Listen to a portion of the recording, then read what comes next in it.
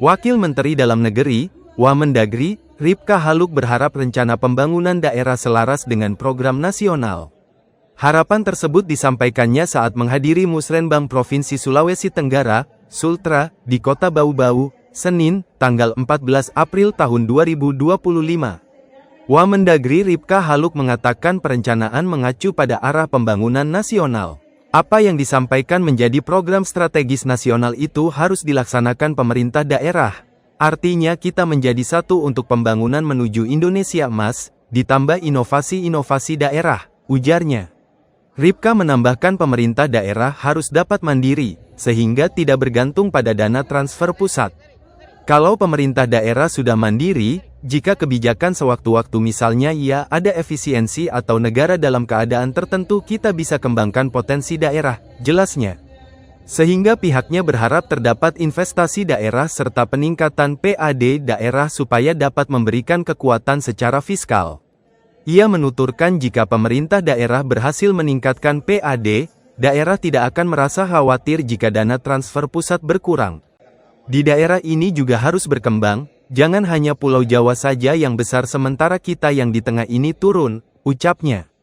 Meski begitu, Wamendagri mengungkapkan penyusunan rencana pembangunan daerah di Sulawesi Tenggara sudah sesuai dengan regulasi yang ada.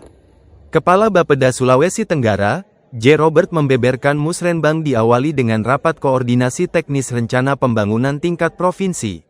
Kami mengawali kegiatan ini dengan rapat koordinasi teknis rencana pembangunan tingkat provinsi pada 11-12 April tahun 2025 dihadiri unsur perencana dari provinsi dan kabupaten, kota se-Sulawesi Tenggara, bebernya. Hasil Musrenbang Sulawesi Tenggara 2025 terdapat 2.232 indikator kinerja yang akan dibahas.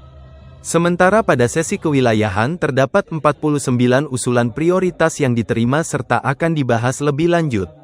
Tentunya hal ini akan dibahas dengan Bapak Gubernur, tentu akan menjadi landasan prioritas pembangunan tahun 2026, jelasnya. Kemudian terdapat pula 16 usulan yang diterima tetapi masih terdapat catatan, sehingga perlu dikoordinasikan dan dikonsultasikan lebih lanjut.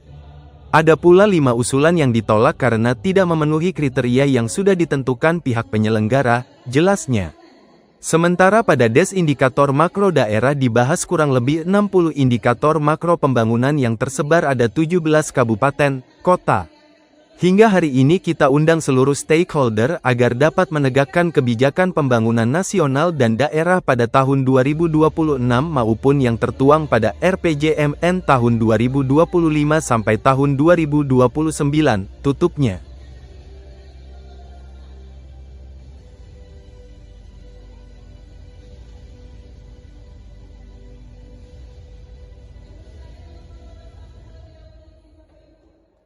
Download Tribun X sekarang, menghadirkan lokal menjadi Indonesia. Terima kasih sudah nonton, jangan lupa like, subscribe, dan share ya.